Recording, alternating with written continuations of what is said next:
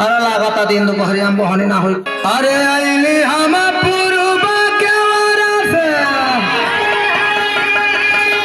अरे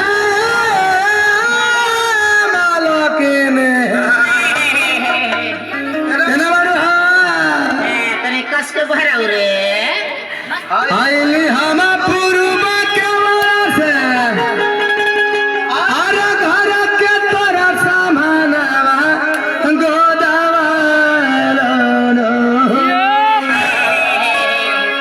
अपने हाथ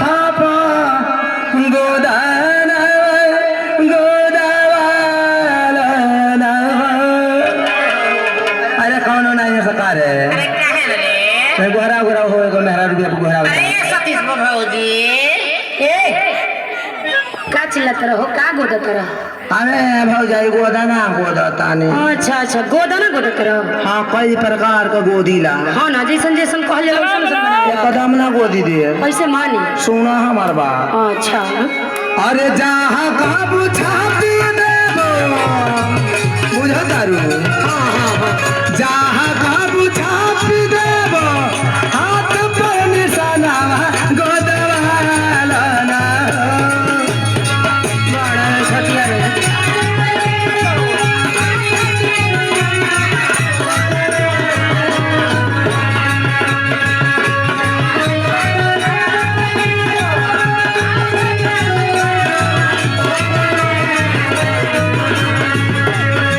जहाँ काबू छाती देबो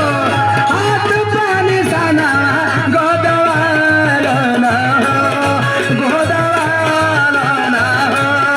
मालकिनी तू गोदाना गोदवाला ना मालकिनी तू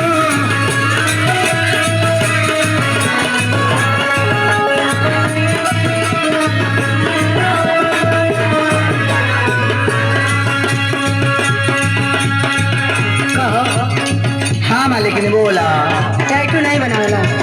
अरे टैटू से लेके स्टैचू तक बनाइला हो तो तोनी हमारे हाथ पर मीनाक्षी मौना लिख देबो अरे तो हाँ नाम का हमार बात सुना बोला राजाऊ के नाम चाहे आराऊ के नाम हो दोनों न मैच करता है के में बात पूछाऊ लिखला रमेश लोग दवाई है अबे तो अच्छा गुलशनो बोली खवाइली है बढ़िया ही को बड़ा सुघर लागी ढेर ले कनई के दाम हो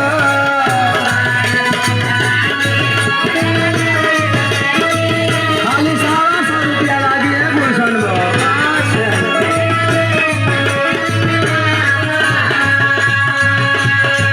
राजाऊ के नाम चाहे राऊ के नाम हो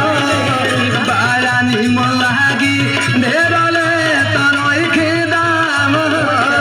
निकला हो जल्दी जल्दी अरे माला के ने अरे बोला ना बोला अरे 2-4 लोग और बटवाना हो अरे ऐसा ही चिल्लाइबा तो खुदे लोग आ जाएंगे अरे जोरे में जाओ तनी गाँव में घूम के खबर दे देने अरे ले ला पीटा पीटा